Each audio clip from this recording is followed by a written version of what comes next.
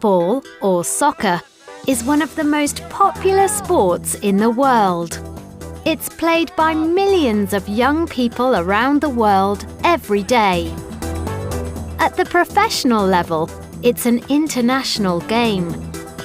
Talented young players often leave their home countries to train at the youth academies of famous football clubs around the world. Neymar is one of the world's best footballers. He's Brazilian, but he left his country in 2013 to play at FC Barcelona in Spain.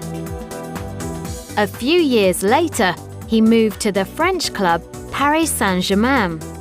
His new football club paid a transfer fee of €222 million.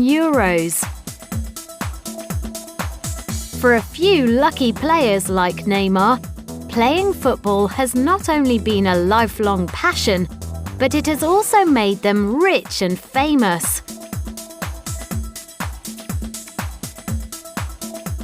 But even if it doesn't make you a star, football can make a dramatic difference to people's lives.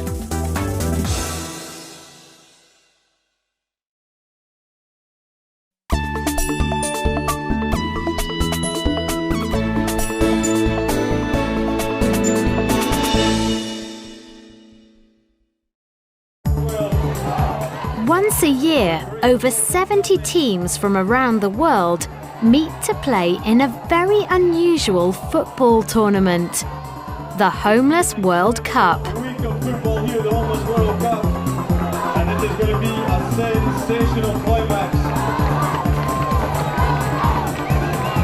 The referee today is Harry Milas. Uno, due, tres.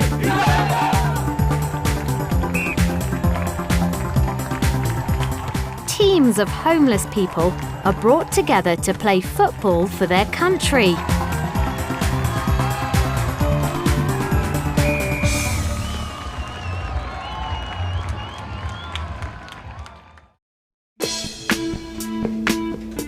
Mel Young is the co-founder and president of the Homeless World Cup. Mel started his career in journalism. He became involved in projects helping the homeless in 1993. Today, he works at the global organisation's offices at a football stadium in Scotland. He explains why the tournament was started. The idea of the Homeless World Cup came in a conference that we were having in 2001 in Cape Town. I was talking with a colleague of mine, Harold Schmidt from Austria, about how we could include more homeless people. Mel and Harold thought of things that brought people together across the world. We use football because it's very, very simple. Everybody understands it. It's an international language, first of all, so you can involve anybody. Male, female, big, small, really good player, really useless player, doesn't matter. It's a great way of including people. At the Homeless World Cup, matches aren't played in a stadium. The teams play a kind of football called street soccer. Street soccer is just a simple form of football which is usually played in the street. Football is just this wonderful game you can play anywhere. You can play it on an 11-a-side standard football pitch, but you can also play 2-a-side or 20-a-side, or you can play it indoors or outdoors, and you can mix teams of really good people and not very good people. So street soccer is like that. It's just a space in the street.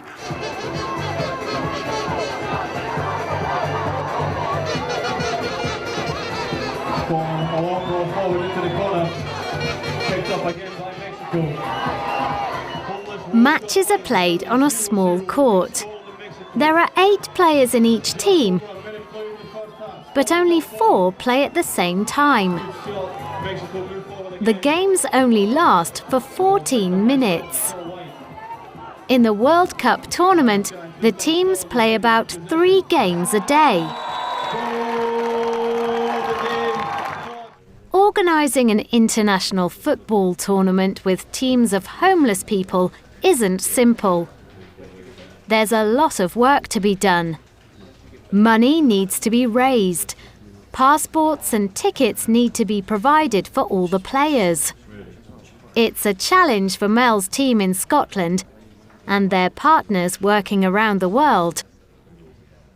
But the hard work is worth it. The tournament has grown every year, and now there are around 50,000 homeless people training for a place in their national team. The organisation has many famous supporters, and the matches are sometimes shown on TV.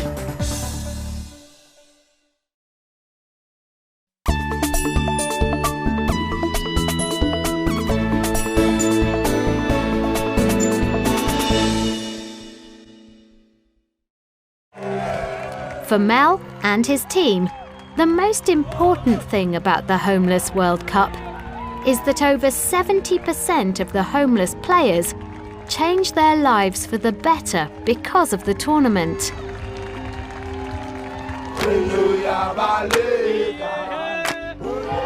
watching the Homeless World Cup final. Mel believes that the project is so successful because it helps the homeless become part of a team. They are supported and encouraged by the project, and this helps them to improve their own lives.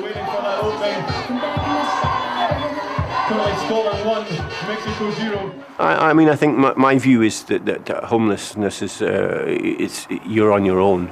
And football is this great way in which you can be included. So we get people from that position and say, do you want to play football? And then the training sessions build, so you create a kind of, if you like, a family, which is the team. And the results for people like David Duke can be amazing. I took part in the Homeless World Cup, which was held in Gothenburg in 2004. David became homeless as a teenager in Glasgow in Scotland. But the Homeless World Cup helped him change his life. I went back into further education once I came back from the Homeless World Cup. David completed his college course and got a full-time job.